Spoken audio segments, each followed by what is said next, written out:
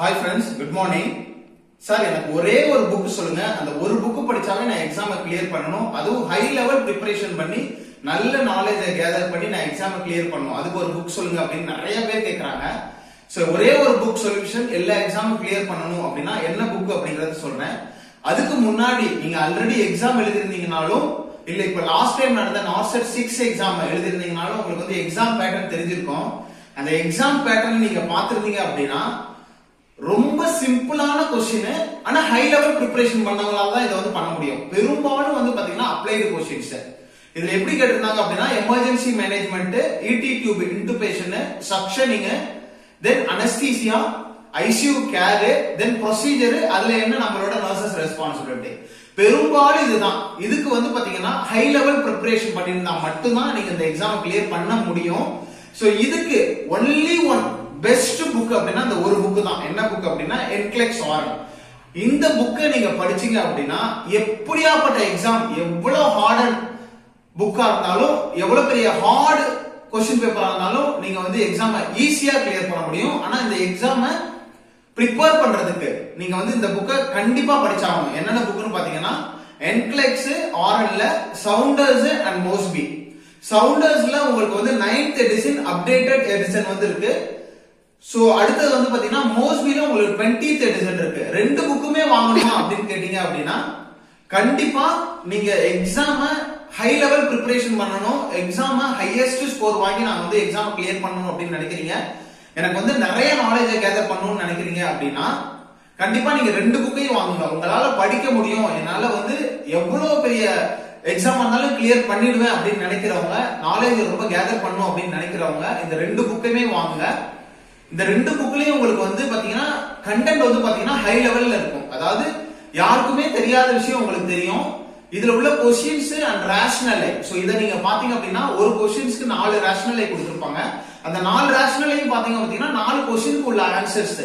So இப்படி நீங்க prepare பண்ணும்போது உங்களோட நாலேஜ் வந்து வேற லெவல்ல வந்து இம்ப்ரூவ் ஆகும். அதுல டவுட்டே கிடையாது. சவுண்டர்ஸ்ல 9th எடிஷன் போயிட்டு இருக்கு, மோஸ்பில 20th எடிஷன் போயிட்டு இருக்கு.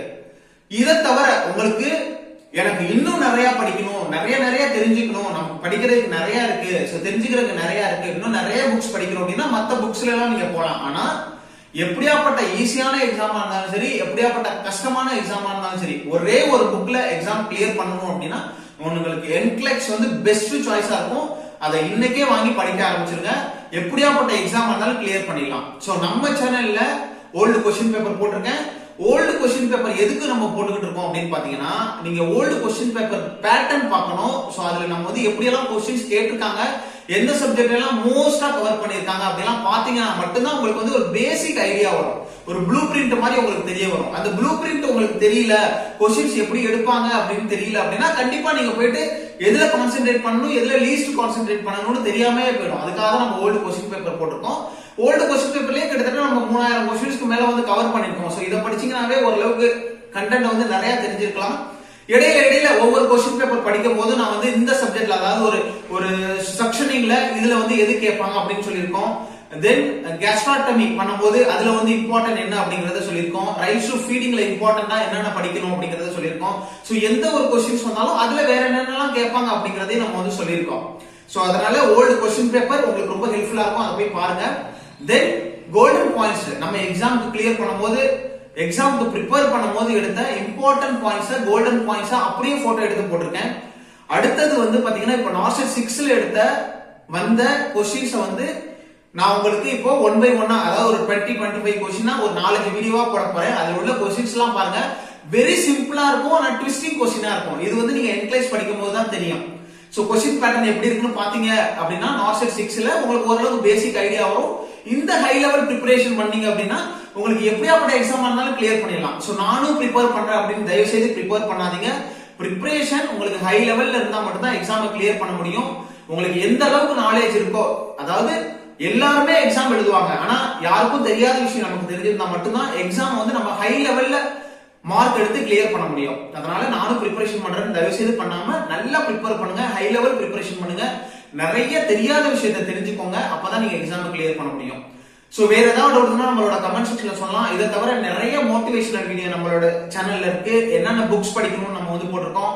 நான் நர்சிங் சப்ஜெக்ட்டுக்கு என்னென்ன புக்ஸ் படிக்கணும், அதுல என்னென்ன சப்ஜெக்ட்லாம் கவர் பண்ணணும் அப்படின்னு போட்டிருக்கோம். இது எல்லாத்துக்குமே பிளேலிஸ்ட் தனித்தனியா இருக்கு. எப்படி இருக்குன்னா கோல்டன் பாயிண்ட்ஸ்க்கு தனியா பிளேலிஸ்ட் இருக்கு, ஓல்டு கொஸ்டின் பேப்பருக்கு தனியா பிளேலிஸ்ட் இருக்கு, புக்ஸ் அண்ட் சிலபஸ்க்கு தனியா பிளேலிஸ்ட் இருக்கு. இதை தவிர உங்களுக்கு நான் நர்சிங் சப்ஜெக்ட்டுக்கு தனியா பிளேலிஸ்ட் இருக்கு, மோட்டிவேஷனல் வீடியோக்கு இருக்கு. இந்த மாதிரி நிறைய பிளேலிஸ்ட்ல ஒவ்வொன்றுலயும் கிட்டத்தட்ட 100 வீடியோக்கு மேல 1000 வீடியோக்கு பத்திர போட்டிருக்கோம். எல்லாத்தையும் ஓபன் பண்ணி பாருங்க. கண்டிப்பா உங்களுக்கு நீங்க மோட்டிவேட் ஆவீங்க, அடுத்தடுத்த எக்ஸாமே எழுதுவீங்க. சோ வீடியோ யூஸ்ஃபுல்லா இருந்தா மறக்காம லைக் பண்ணிட்டு என்கிட்ட பேசணும்னு நினைக்கிறவங்க பெல் பட்டன் பக்கத்துல ஜாயின் ஒரு பட்டன் இருக்கும், அதுல போயிட்டு ஜாயின் பண்ணிட்டு அதுக்கப்புறமா நமக்கு மெயில் பண்ணுங்க, நம்ம பேசுவோம். Wish you all the best. ஒரே ஒரு பெஸ்ட் புக் என்க்ளெக்ஸ் தான். சோ அதை தாண்டி நீங்க மத்த புக்ஸ் எல்லாம் படிச்சுக்கலாம். தேங்க்யூ.